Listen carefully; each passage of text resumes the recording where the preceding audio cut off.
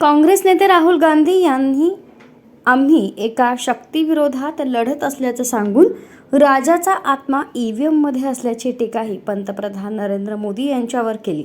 याकडे राज्याचे मंत्री आणि भाजपचे चंद्रपूर लोकसभेचे उमेदवार सुधीर मुनगंटीवार यांचं लक्ष वेधलं असता त्यांनी हा बालिशपणा असल्याचं प्रत्युत्तर दिलंय. ते नागपूर विमानतळावर सोमवारी पत्रकारांशी संवाद साधत होते. राहुल गांधी यांच्या नेतृत्वाखाली मणिपूर ते मुंबई अशी भारत जोडो न्याय यात्रा काढण्यात आली. या यात्रेची रविवारी मुंबईत सांगता करण्यात आली. यावेळी त्यांनी मुंबईत भव्य जाहीर सभाही घेतली. या सभेला इंडिया आघाडीतील घटक पक्षांचे नेते उपस्थित होते. दादरच्या छत्रपती शिवाजी महाराज पार्कमधून राहुल गांधी यांनी मुंबईतील जनतेशी संवाद साधला. यावेळी ते म्हणाले, राजाचा आत्मा ईव्हीएममध्ये आहे हे खरं आहे. राजाचा आत्मा ईव्हीएममध्ये आहे. हिंदुस्थानच्या प्रत्येक संस्थेत आहे. ईडी, सीबीआय, इन्कम टॅक्स विभागात आहे.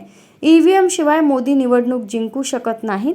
निवडणूक आयोगाला आम्ही सांगितलं की विरोधी पक्षाला हे मशीन दाखवा, उघडून दाखवा, हे कसे चालते आमच्या एक्सपर्टला दाखवा, पण त्यांनी दाखवलं नाही.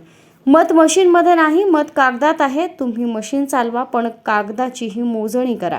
पण ते म्हणतात कागदाची मोजणी करणार नाही, सिस्टीमला ही मोजणी नको आहे, अशी टीका त्यांनी केली.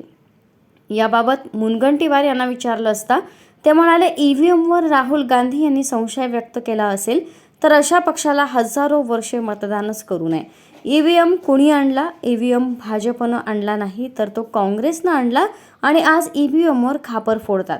पण ते असे करताना कर्नाटक, हिमाचल प्रदेश राज्यात विधानसभा निवडणूक जिंकल्यावर मात्र मोदींचा पराभव असल्याचं सांगतात आणि स्वतः पराभूत झाले की ईव्हीएमला दोष देतात.